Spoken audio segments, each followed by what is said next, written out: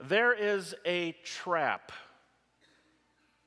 For many Christian people like us, there is a trap that we can very easily fall into if we are not careful. But today's scripture reading provides the safeguard against that trap. It is easy, and perhaps very possible, for someone to go their entire life along the Christian journey and come to the conclusion that all that constitutes the Christian life is believing the right things, holding on to certain intellectual positions, or simply wearing the right label. Now, there is nothing intrinsically wrong with any of us saying, "I believe in God," or "I am a Christian." But the problem comes when we stop right there and go no further than simply Christianity being either a belief that we hold or a brand name that we wear. The truth of the matter is that if we stop there, then we are missing out on the very purpose of being a Christian in this world. And John Wesley would not want us to get stuck there.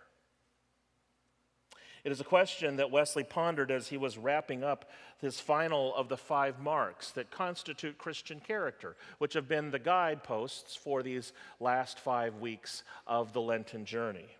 You remember that we started out by saying that Christian character is constituted by 1, loving God, 2, rejoicing in God, 3, giving thanks to God, and 4, praying constantly to God.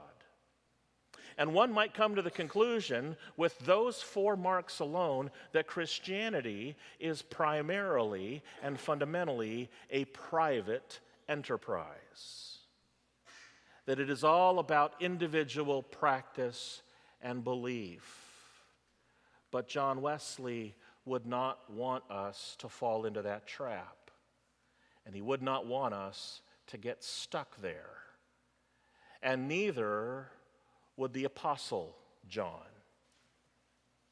The Apostle John, who is the writer of today's scripture reading that Kathy just read for you, offers a letter to us called 1 John. Now, many scholars believe that this John, the one who wrote the letters to the churches, is actually the same John who wrote the Gospel of John. Very same person. And if that's true, then we might come to the conclusion that John was primarily interested in us believing the right things. Because of all the Gospels, John, more than the other 3, is all about belief in Jesus. The Gospel of John is the one that uses the highest flourish of language, the one that has the highest Christianity, the one that over and over again Jesus tells the disciples to believe in me. And we might come to the conclusion that John's primary interest is in our believing the right things and no more. But John wouldn't want us to get stuck in that trap either. Because by the end of the day, both of these 2 men named John, John Wesley and John the Apostle, ended in the exact same place. Because both of them crossed the finish line of their works by saying it is not good enough just to believe the right things or to carry Christianity as a label to wear. What really matters in the end is whether or not you love others. Whether you love other people. And I'm not just talking about the people who are easy to love. And I'm not just talking about loving people when it is convenient to do so. And I'm not just talking about loving people with some kind of sappy sentimentalism or some kind of romantic notion, something deeper than that kind of love. When John Wesley and John the Apostle talk about loving others, what they're really talking about is whether or not you or I are going to love that person that's really hard to love. And I suspect you know in your own life who I'm talking about. What's interesting is that scholars really don't have any idea who John is writing to in this letter. They have pretty accurate assessment of where the other epistles are written to, but this one, 1 John, they don't really know who was the first reader to read this letter. But what they do know, what they do agree on, is that there was an enemy at the time of the writing of this letter. An enemy, an antagonist that was lurking behind the shadows of the earliest Christian communities, that was threatening their proper belief and their right behavior. An enemy that was acting like a virus implanted into Christian communities all around the Roman world that was spreading itself throughout the early church. And what's interesting is this enemy was not a single person. This enemy was an idea. This idea, which was the earliest and greatest threat to the early Christian church. That idea was called Gnosticism. Gnosticism, the earliest heresy of the church, an utterly false teaching that was spreading like wildfire throughout the earliest Christian communities.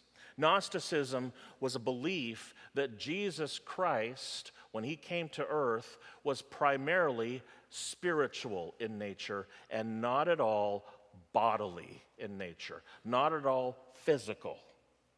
He was instead mostly spiritual and abstract, which means that at the time of the crucifixion, Jesus himself didn't really die because he was primarily spirit. Instead, the body that contained Jesus is what died, and that Jesus, as spirit, escaped that body. So that when he came and ascended up into heaven, the body, the material stuff, the physical nature, is what was left behind. Basically, Gnosticism said that spirit is good, but all material nature, including your bodies, is bad. And as John the Apostle wrestled with the implications of that belief, he realized what a threat Gnosticism really was to the earliest Christian communities. Because if Gnosticism is true, then the primary goal of the Christian life is to get out of earth as quickly as possible. What is the point of living in these bodies that break down and get sick and die? The primary purpose of the Christian life, according to the Gnostic, is to find your inner light, to trust only in yourself, and to cleave to your own spirit so that that spirit can leap up off to heaven and leave this corrupted body behind as quickly as possible. All that matters to a Gnostic is you, not your body, and by no means anybody else's bodies either. If Gnosticism is true, then what you do with your body doesn't matter. If Gnosticism is true, how you treat other people doesn't matter either. If Gnosticism is true, then the brokenness in our human relationships don't matter. The bitter polarizations that are in our country don't matter. If Gnosticism is true, then all that matters is believing the right things, holding on to the right intellectual positions, and wearing the right label of Christianity, and getting off to heaven as quickly as possible. And it was over and against all of that John said it's a trap. Gnosticism is a trap because there is something so much more that constitutes the Christian life than this. And it is this. He writes these words in 1 John. If anyone says, I love God, and hates a brother or sister, then he is a liar. Because the person who doesn't love a brother or sister who can be seen can't love God who can't be seen. The commandment we have from him is this: those who claim to love God ought to love their brother and sister also. Gnosticism was a false teaching because it said that only the invisible things are the spiritual things. And everything that you can see and touch, including your fellow brothers and sisters, is totally irrelevant. But John makes it very clear that if you really love God, then you really have to love other people too. Because it's not just the invisible things that are spiritual. So are the physical things. So are other people. So are their lives, and so are yours. Especially if it is hard to do so, you must love them, because it is not just belief that matters. Your behavior does too. One of the very first poems I ever learned and memorized as a kid is a poem by Edward A. Guest titled, "I'd Rather See a Sermon." Its words have lingered with me all throughout my life. The poem says this: "I'd rather see a sermon than hear one any day. I'd rather you walk with me than to merely point the way. The eye is a more ready pupil than ever was the ear. Good advice is sometimes confusing, but example is always clear." The ultimate question on this very last Sunday of our Ashes to Action series is this: what difference will the love of God make in the way that you love other people? What difference will these first 4 marks make in the way that you love someone else who's hard to love? What difference will rejoicing in God make in loving others? What difference will giving thanks make in the way that you love other people? What difference will praying constantly make in the way that you love others?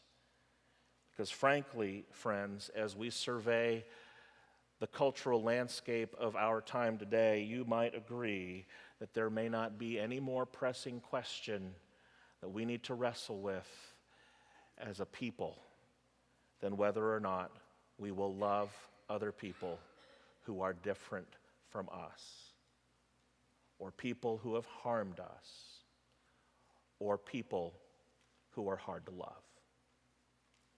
So I want to suggest to you a couple ways that you might begin to learn how to love someone else who's hard to love. The first is the word empathy. Empathy.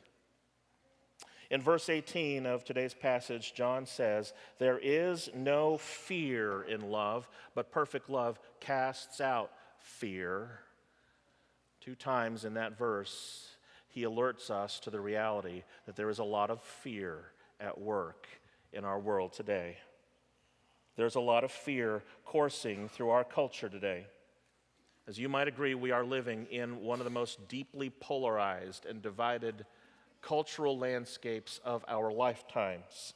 We are being conditioned to not only observe our differences with other people, but to be afraid of them. Now, a Gnostic would say, you know what? Those differences don't matter. It doesn't matter how we are different in any possible way. What really matters is yourself. Those bodies are all corrupt anyway, and we just need to find it within ourselves to be the best that we can be and not worry about anybody else. But love won't let us do that. The love that John talks about calls us to empathy. The love that John talks about encourages us to see through the eyes of someone else. Calls us to step into their skin, to assume their perspective, and see how they see the world. so that we can begin to see from their perspective and at the very least acknowledge their dignity as a fellow human being. And boy, do we need that message today. John would remind us that loving someone who is different from us does not always mean agreeing with them.